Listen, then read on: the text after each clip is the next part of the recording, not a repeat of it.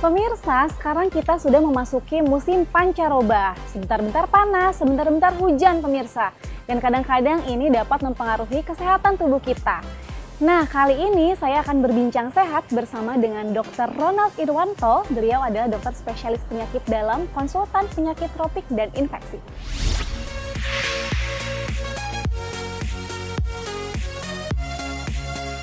Dokter Ronald, di musim pancaroba ini dok, perubahan musim ya dok ya, cuaca kadang panas, hujan nih dok. Terkadang nih kita malah jadi gampang sakit dok. Nah ini apa sih yang sebenarnya terjadi pada tubuh kita? Betul nggak dok kalau imunitas kita tuh di musim pancaroba itu menurun dok? Sebenarnya tidak begitu ya, tidak menurun. Badan kita sebenarnya sama saja ya, mau pancaroba kah, musim panas, musim hujan, sebenarnya sama saja ya. Tetapi memang mungkin yang berubah dalam hal ini adalah environment kita, lingkungan kita ya.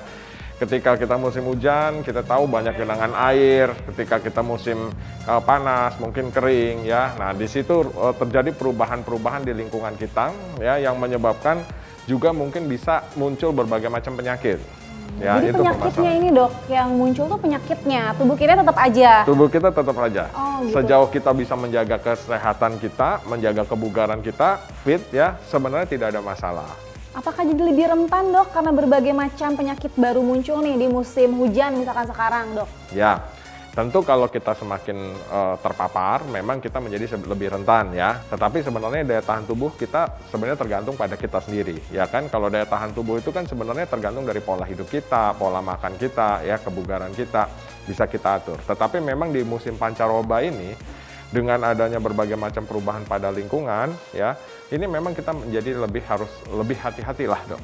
Nah dokter, Indonesia nih berada di garis khatulistiwa yang menyebabkan banyak infeksi penyakit tropis ya dok ya. Penyakit itu yang khas tuh apa aja dok di musim pancaroba ini? Ya, yang banyak di musim pancaroba ini ya kemungkinan demam berdarah nih ya. Kita harus waspada demam berdarah ya. Kita bersyukur akhir-akhir ini COVID mulai turun ya. Tetapi hati-hati juga di musim pancaroba ini karena kita merupakan negara tropis dan berada di kawasan khatulistiwa ya. Nah, ini demam berdarah mulai bermunculan. Ya, ini kita harus hati-hati karena penyakit ini juga merupakan satu penyakit musiman ya, musiman mungkin 2 tahun 3 tahun sekali yang datang ke Indonesia. Ya, apalagi COVID sudah turun nih, kita sudah mulai agak tenang ya. Tapi mungkin demam berdarah juga kan gejalanya demam tinggi juga ya dok ya. Apalagi untuk anak-anak ini menjadi suatu hal yang menakutkan bagi orang tua dok. Gitu. Jadi waspadailah ya ketika Bapak, Ibu, saudara-saudara semua sekalian mengalami demam yang tinggi, segeralah berkonsultasi ke dokter. Karena penyakit demam yang tinggi itu merupakan satu gejala yang khas ya, tipikal untuk penyakit-penyakit yang bersifatnya infeksi. Ya, terutama ya ini, kita ini boleh dibilang Indonesia ini karena di khatulistiwa ya. Mungkin nggak cuma kita, Malaysia, Filipina, ya ini kita boleh dibilang merupakan negara-negara yang kaya dengan penyakit infeksi. Oleh karena itu kita individu yang hidup di daerah-daerah khatulistiwa harus ekstra berhati-hati dan tetap harus menjaga kebugaran tubuh kita. Ya, betul sekali. Selain demam berdarah dok, ada apalagi dok penyakit infeksi tropis yang kadang-kadang mungkin orang nggak sadar gitu dok? Apa dok yang banyak? Oh banyak ya, kalau penyakit infeksi tropis itu banyak sekali dokter Sasa ya. Leptospirosis ya, hati-hati. Apa tuh dok leptospirosis? Ya, leptospirosis ini mungkin kalau di kalangan komunitas awam seringkali dikenal sebagai penyakit yang disebabkan oleh kencing tikus gitu ya. Tikus. Ya, tetapi leptospirosis ini penyebabnya sebenarnya adalah kuman.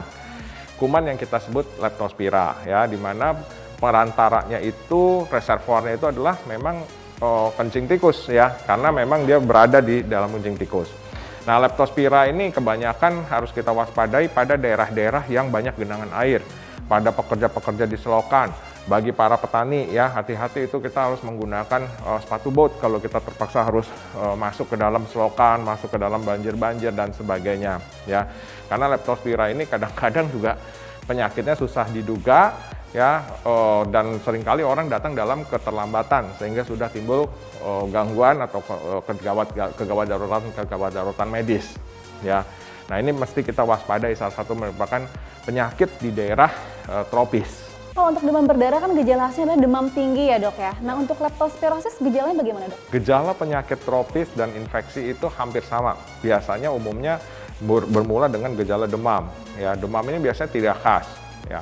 Pada leptospirosis ini juga begitu dia timbul demam, dia ada mungkin bisa mual, muntah ya, atau kelelahan ya, timbul fatigue dan sebagainya. Pada saat Bapak Ibu timbul demam, itu wajib untuk berkonsultasi ke dokter untuk diidentifikasi nih gitu ya, demamnya ini bahaya atau tidak Ya, gitu. betul. Jadi pada prinsipnya terutama kita yang hidup di daerah tropis ya, itu jangan meremehkan demam ya. Kadang-kadang di daerah kita juga sering, wah ini demam cuman masuk angin aja gitu ya dok ya, masuk angin aja, kadang-kadang dikerok ya. Nah itu harus hati-hati.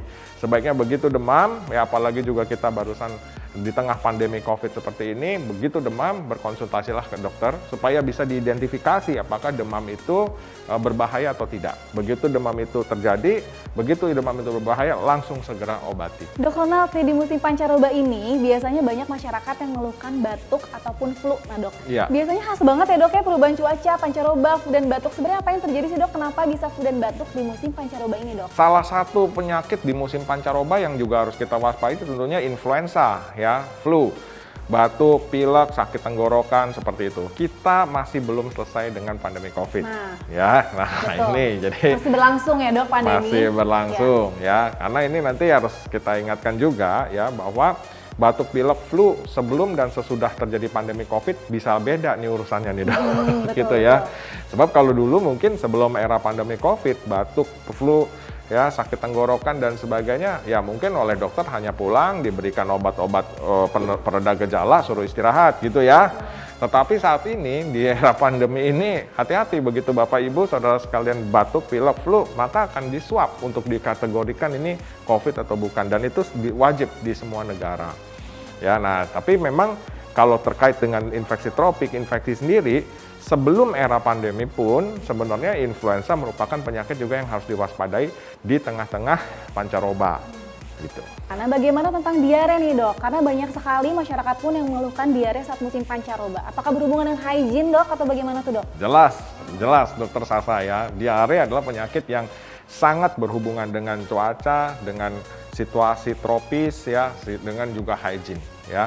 Nah, kita ini sebenarnya penyakit diare boleh dibilang di negara tropis seperti kita ini ya, ini merupakan penyakit yang mungkin ada terus sepanjang masa. Coba kita lihat, populasinya banyak sekali orang yang diare mulai dari dewasa, anak-anak sampai dengan orang tua. Ya, nah ini berkaitan dengan hygiene. Diare bisa disebabkan oleh berbagai macam ya, oleh virus ya, umumnya oleh virus tuh, Dok. Ya, hati-hati virus, juga oleh kuman bakterial. Ya, nah ini penyakit umum yang bisa terjadi di negara-negara tropis seperti kita.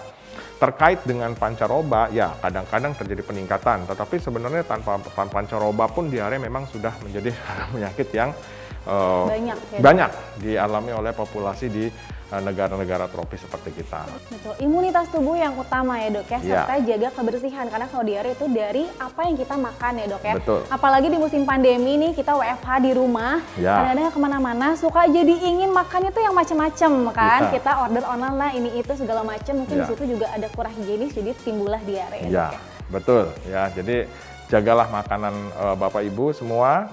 Ya, pastikan bahwa makanan dimasak dengan matang dan pastikan makanan juga memang bersih. Pemirsa, tadi adalah pemaparan dari Dr. Ronald penyakit apa saja yang dapat ditimbulkan di musim pancaroba ini. Nah, sekarang Dr. Ronald akan memberikan tipsnya nih agar tubuh kita dapat tetap fit di musim pancaroba ini. Dokter, silakan. Pemirsa semua di rumah, tips untuk hidup sehat sebenarnya tidaklah sulit. Ya, yang pertama cukupkan istirahat, cukupkan nutrisi. Jangan merokok, hindari alkohol, cukupkan olahraga, dan yang paling penting tetap untuk positive thinking. Ya, ini kita masuk di era pandemi ini banyak orang yang negatif nih, banyak orang yang ketakutan, was-was ya dok ya. Was-was ya. Kita tetaplah pada protokol kesehatan yang digalakkan oleh pemerintah ya. Kemudian lakukan vaksinasi dan tetap semangat, tetap positive thinking dengan segala kedisiplinan dalam protokol kesehatan. Nah, itu tips kita untuk hidup sehat di musim pancaroba ini. Pemirsa, itu tadi perbincangan saya dengan Dr. Ronald bagaimana agar menjaga tubuh tetap sehat di musim pancaroba ini. Saya Dr. Sabrina Raisa bersama dengan Dr. Ronald Irwanto, spesialis penyakit dalam konsultan penyakit tropik infeksi untuk Hidup Sehat Plus.